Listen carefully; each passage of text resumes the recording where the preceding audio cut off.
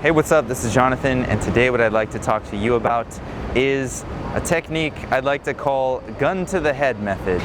Now, I learned this from my mentor who claims that if you jump into a situation, a lot of times you actually know what to do.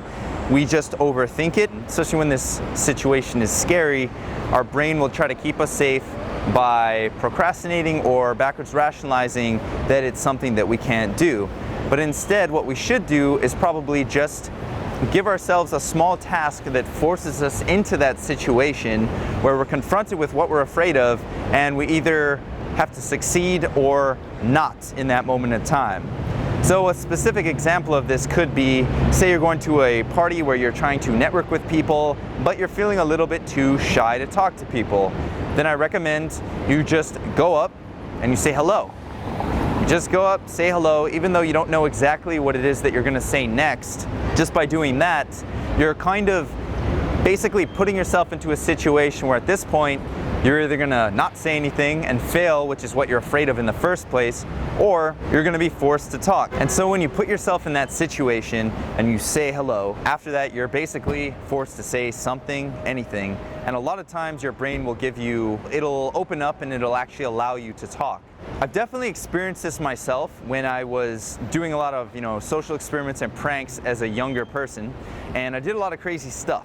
Like, for example, one time my friend dared me to go into a restaurant. I was like, everybody, I have a really important thing to say. And then when I had everybody's attention, I was like, I just switched my car insurance to Geico. And this was really obviously socially scary. It was a ridiculous thing to do. People were gonna judge me for sure, especially when I was kind of, interrupting their beautiful evening at this great restaurant.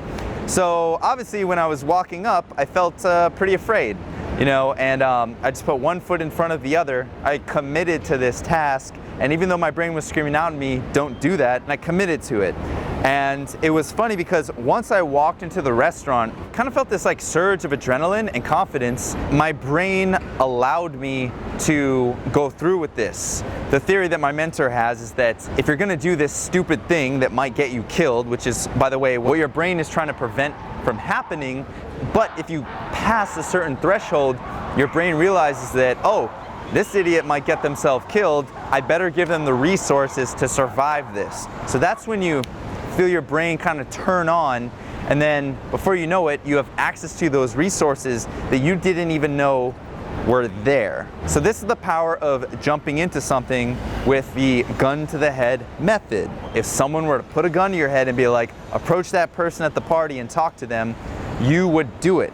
This fear of failure, in this case getting shot in the head, will overrun your fear of getting rejected. Or if you put yourself in a situation where you have no choice but to talk or get rejected, and the rejection being the thing that was kind of keeping you from approaching and talking to that person and outreaching to that person in the first place, once you're kind of face to face with that fear, usually you'll open up and you'll find something to say.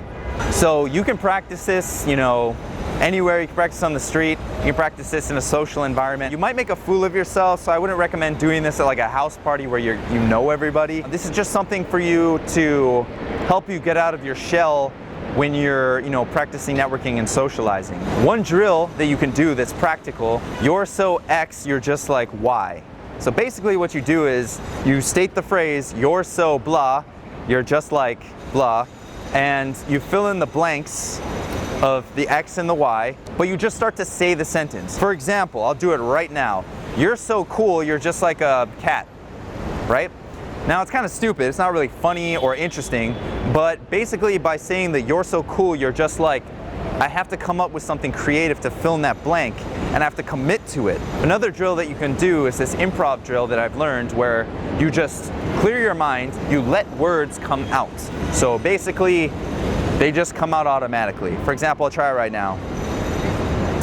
Crate, plate, stick, fun, terrible, alien, okay? So these words are all kind of random. I'm really not thinking about them. I'm not trying to bring them up. I'm just kind of letting myself say stuff. Another drill that I recommend is just free association. So in the morning, You can write, an entire page, handwrite an entire page. Everything that comes into your head, you're not trying to edit it, you're not trying to censor yourself at all. You're just letting stuff come out. Now you can do this verbally as well. I like to talk to a mirror for 2 minutes every day.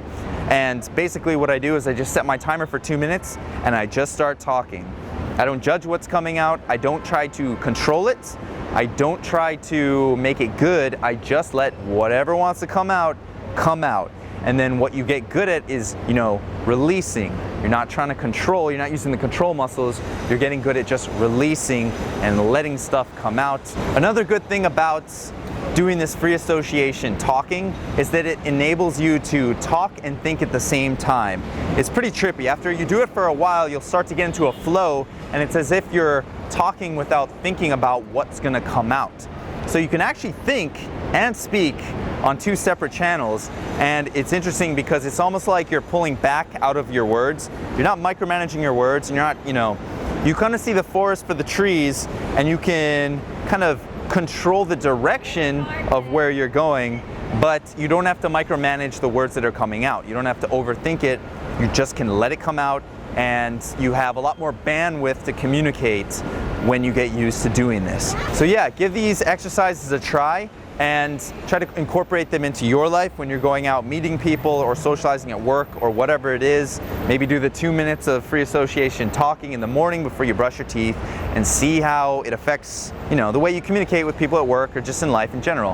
I hope you enjoyed this video. This is Jonathan signing off from Brooklyn, New York, and have a good day. Peace.